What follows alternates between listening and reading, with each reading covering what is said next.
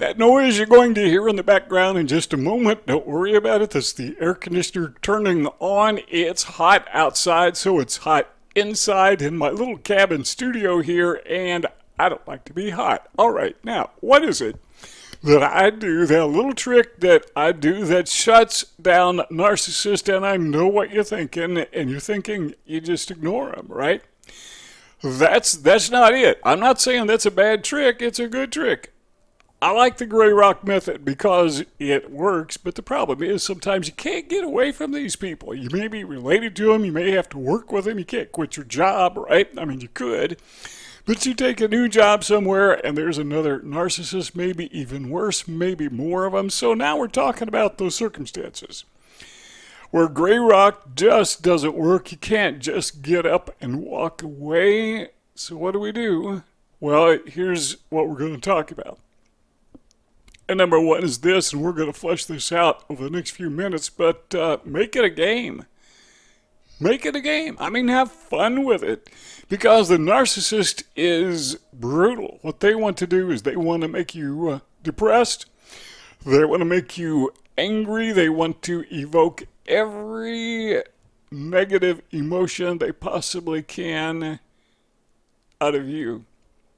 But what if you don't play that game? What if you play your own game? What if you play back?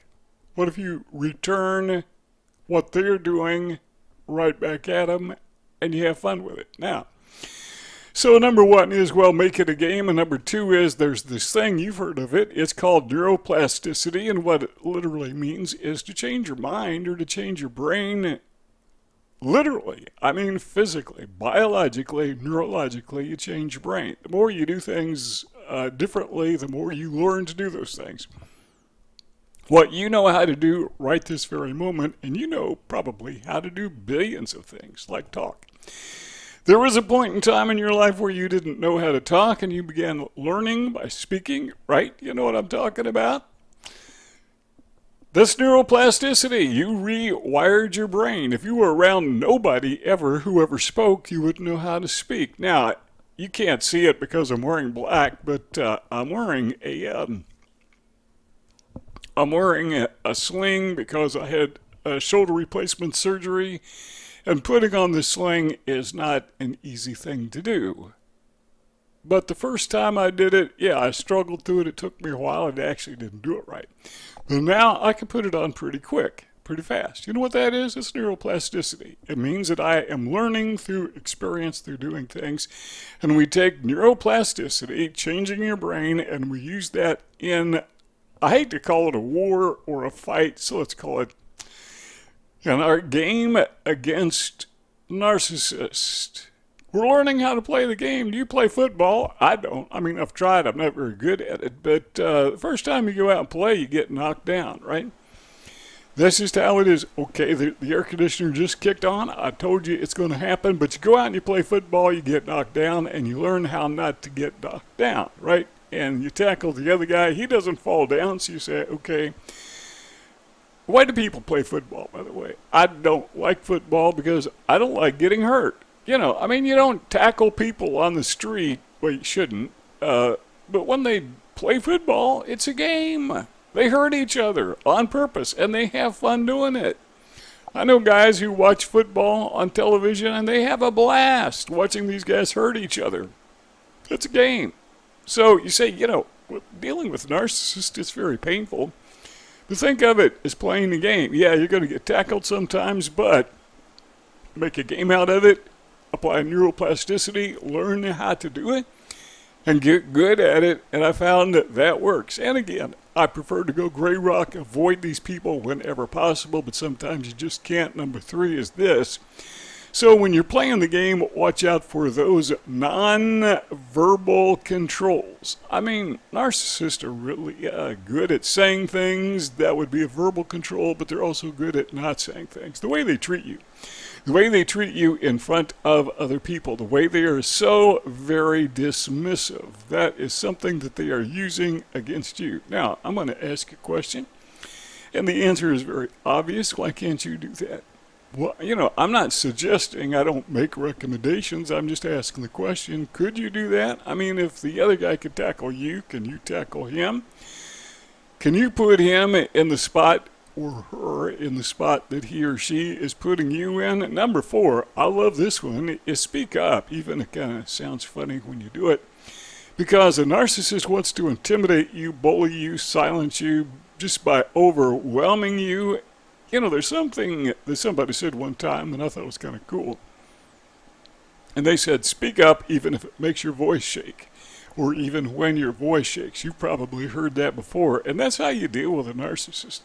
And the more you do that, the more confident you become, and the easier it becomes to stand up verbally to a narcissist. Speak up. Tell them what you think. So you're at the workplace, for example, and the narcissist is giving you a hard time. Maybe they are berating you in front of your friends.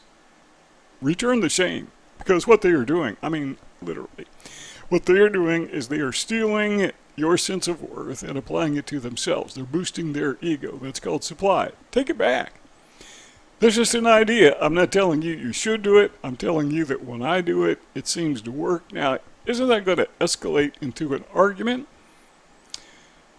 Well, probably, but what are the alternatives? What will happen is people see that escalate into an argument. Often what happens is they realize, you know, this guy is somebody who can't be pushed over.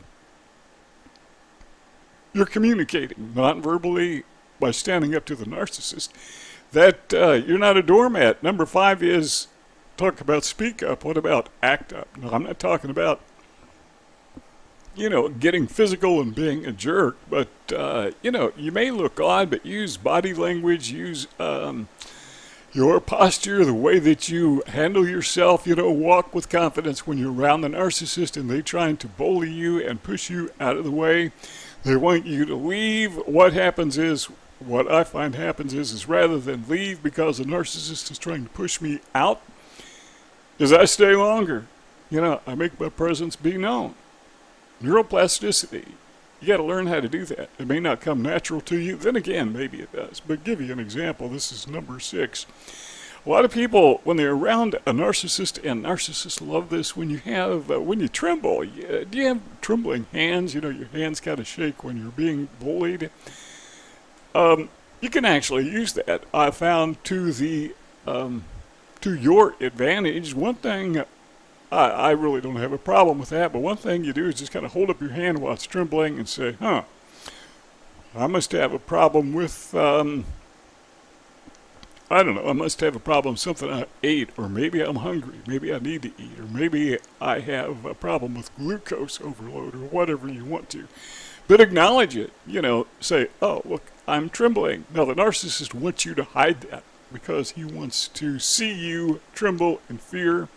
But take that fear, and it may be very real at the beginning, but take that fear and exploit it to your advantage. And again, not giving you advice, I'm just telling you what I do. Number 7 is eye contact.